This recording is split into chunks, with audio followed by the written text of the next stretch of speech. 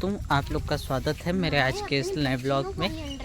और आप लोग सोच रहे होंगे कि ये व्लॉग ये मैं जाना पहचाना से नहीं लग रहा हूँ, क्योंकि अक्सर व्लॉग ये बनाती हैं हमारी प्यारी दीदी। आज मैंने व्लॉग स्टार्ट किया है, तो आज मैं आप लोगों को दिखाने वाला हूँ अपने गांव की ब्यूटीफुल प्लेसेस, अपने गांव की सुंदरता। आज हम आपको गांव की सुंदरता दिखाएंगे। आपने बहुत सारे व्लॉग्स में देखा होगा, बट वो मेरा गांव नहीं था। आज मैं आपको अपने गांव की सुंदरता दिखाऊंगी। So let's go. हम धीरे धीरे अपने खेतों की तरफ बढ़ रहे हैं और ये सुंदर प्यारे खेत देखकर मुझे ऐसा लग रहा है कि काश मैं भी गांव में ही रही होती। माना कि शहर में बहुत सारी अपॉर्चुनिटीज़ हैं हमारे पास, बट ये वाली अपॉर्चुनिटी आज तक शहर में किसी के पास नहीं है। मतलब इतना प्यारा लगता है गांव में आने के बाद। हालांकि हम सब हमारा फैमिली रीयूनियन किसी बहुत अच्छे काम के लिए नहीं हुआ। एक्चुअली मेरे मामा जी की डेथ हो गई थी, उसके बाद उसी में हम लोगों को सबको आना पड़ा और मैं अपनी मदर के साथ अपने स्कूल से छुट्टी लेकर आई हूँ, क्योंकि मेरी मदर बीमार रहती हैं और वो अकेले ट्रैवल नहीं कर सकती। और जैसा कि आपको पता ही है कि मेरे भाई ज़्यादातर आउट ऑफ दिल्ली ही रहते हैं। तो हालांकि फ़िलहाल वो अभी दिल्ली में ही हैं, बट उन्हें कहीं जाना था, कुछ काम था जिसकी वजह से वो आ नहीं पाए। इस वजह से मुझे स्कूल से छुट्टी लेके मम्मी के साथ आना पड़ा। और ये देखिए मेरा गांव है, इतना प्यारा लग रहा है। और आज तो बारिश हुई है, बारिश के बाद तो थोड़ा कीचड़ तो हो गया है, क्योंकि जगह जगह खेत हैं तो मिट्टी होगी ही होगी। वो मिट्टी कभी कभी रोड पर भी आ जाती है, जिसकी वजह से थोड़ा ज़्यादा कीचड़ हो जाता है, बट फिर भी बहुत अच्छा लगता है। ये देखिए सुंदरता आप लोग देख पा रहे हैं, कितना सुंदर लग रहा है, कितना प्यारा लग रहा है। ये जो दूर आपको खेत दिख रहा है, ये सारा हमारा मतलब मेरे मामा जी का खेत है। बीच बीच में थोड़े थोड़े जो खेत हैं वो किसी और के भी हैं, क्योंकि हमारे जो सारे खेत हैं वो एक साथ नहीं हैं, थोड़ी थोड़ी दूर पे हैं, कुछ एक साथ हैं। ये देखिए ये मेरी सिस्टर है, तो मेरी मौसी की लड़की, और जो मेरा ब्रदर था जिसने व्लॉग की शुरुआत की थी उसको तो आपने देखा ही है, वो भी मेरी छोटी मौसी का बेटा है, सबसे छोटा। बट ये दोनों सेम एज के हैं, दोनों ही इतने प्यारे, इतने क्यूट हैं, और मजाक तो इतना करते हैं कि आप हंस के लोटपोट हो जाएंगे। इनसे मिलना बहुत कम हो पाता है, साल में एक आधा बार, या फिर किसी ऐसे ओकेज़न पे जिस पे सब पूरी फैमिली इकट्ठी होती है।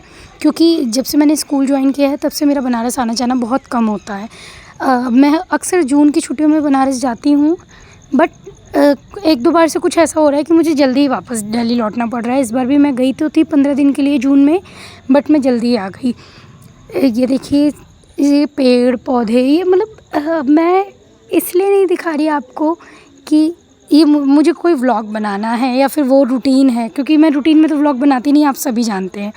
बट मुझे ये इतना प्यारा लग रहा है, मैं चाहती हूँ शहर में रहने वाले मेरे और भी भाई बहन गांव की सुंदरता देखें। मैं तो अपने फ्रेंड से कहती हूँ कि आप में से कोई भी चलना चाहता है ना तो बिल्कुल चले। अगर आप गांव का थोड़ा सा, क्योंकि गांव का कल्चर हमारे शहर के कल्चर से बहुत अलग होता है। अब तो बहुत गांव भी बहुत ज़्यादा डेवलप हो रहा है, बहुत चीज़ें आराम से शहर के लोग वहाँ पर पा सकते हैं, आराम से शहर के लोग वहाँ पर रह सकते हैं, बट फिर भी उनको थोड़ी असुविधा तो होगी। मैं तो कहती हूँ अपने फ्रेंड से कि जो भी चलना चाहे कि बस मुझे एक बार बता दे कि साक्षी मैं जाना चाहती हूँ या जाना चाहता हूँ, और हम बिल्कुल चलने को तैयार हैं। चलिए धीरे धीरे हम आगे बढ़ते हैं, आगे और खेत दिखाती हूँ। देखिए ये सारी धान की खेती हुई पड़ी है। मीन्स अब जो खेती हो रही है वो चावल की है, उसको धान की खेती कहते हैं, और इसमें बहुत पानी चाहिए होता है, आप सबको पता ही है। और मेरे जो स्टूडेंट्स हैं जिन्होंने मुझसे क्लास 10th का बाल गोविंद भगत चैप्टर पढ़ा होगा, उन्होंने पढ़ा होगा कि अगहन मास में कैसे बाल गोविंद भगत धान की खेती करते हुए बहुत हंसते मुस्कुराते खेलते कूदते, मतलब खेलते कूदते तो नहीं क्योंकि वो बुज़ुर्ग थे, बट हंसते मुस्कुराते बहुत प्यार से धान की खेती किया करते थे। और ये फसलें ऐसी होती हैं ना, आपने जितना प्यार देंगे ये बदले में आपको उससे दुगना तिगुना चौगुना प्यार देंगी।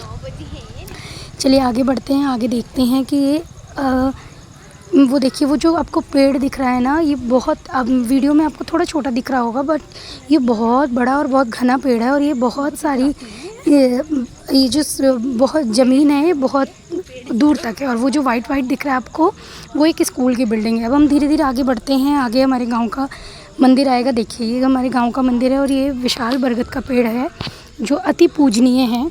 और ये हनुमान जी का मंदिर है और हनुमान जी का ये मंदिर इतना जागता है, इतना अच्छा है कि हनुमान जी सबकी पुकार सुनते हैं। ये हमारे गांव की नदी है और यहीं से लेफ़्ट साइड पर हमारे शिव पार्वती जी का मंदिर है। शाम होने ही वाली है, बस ये खुलने ही वाला है। एक्चुअली शाम हो चुकी है, अभी पंडित जी आएंगे और वो दोनों मंदिर का दरवाज़ा खोल देंगे, पट खोल देंगे। और देखिए मैं आपको थोड़ा सा नज़दीक से दिखाती हूँ, अभी तो ये बंद है। ये हनुमान जी का मंदिर है और ये हमारी शिव पार्वती जी का मंदिर है। ये मेरी नदी, मतलब हमारे गांव की नदी। और हमारे गांव में अभी बाढ़ आई हुई है क्योंकि पीछे से पानी ज़्यादा आ रहा है बारिश की वजह से। अभी और आएगा पानी, तो अभी ना इसमें मगरमच्छ देखने को मिल रहे हैं, इसलिए मैं आपको आगे जाकर नहीं दिखा रही। बार बार मेरी मम्मी पीछे से मुझे सचेत कर रही हैं कि आगे मत जाओ, आगे मत जाओ, क्योंकि गांव के लोग कह रहे हैं कि मगरमच्छ बिल्कुल इस तरीके से बैठा रहता है ना कि वो पता नहीं चलता और अपने शिकार पर ऐसे झपट्टा मारता है। तो इसमें अभी मगरमच्छ है, बट वो कहाँ है ये तो मुझे भी नहीं पता, आप लोगों को भी नहीं पता चलेगा। हल्की हल्की बारिश होना शुरू हो गई है, ये बूंदें आप लोग देख रहे होंगे नदी के ऊपर। और थोड़ा सा और नज़दीक से आपको दिखाती हूँ, कोशिश करती हूँ। डर तो मुझे लग रहा है, मम्मी पीछे से मेरी चिल्ला रही हैं, बट फिर भी ये देखिए। और ऐसा माना जाता है जो सीढ़ी आपको पानी के अंदर दिख रही है ना, उसके नीचे 3-4 सीढ़ियाँ और हैं और वहीं पे वो मगरमच्छ रहता है। और यहाँ पर थोड़ी सी गंदगी आपको दिखेगी क्योंकि बारिश के मौसम में हो जाती है। और ये देखिए मेरी मौसी खड़ी हैं और ये येलो सूट में मेरी मम्मी जो आप सबको हाय कर रही हैं, और वो मुझे बार बार इशारा कर रही थी कि आगे आ जाओ, आगे आ जाओ। ये मेरी मौसी की मेरी सबसे छोटी मौसी की बड़ी बेटी है जिसके भाई ने ब्लॉग शुरू किया था, और ये मेरी बड़ी मौसी की बड़ी लड़की है। ये दोनों बहनें हैं। और आज के व्लॉग में बस इतना ही। आप सबका प्यार मुझे ऐसे ही मिलता रहे और आप सबकी दुआएं मुझे मिलती रहें। Thank you so much. मिलते हैं एक नए व्लॉग में।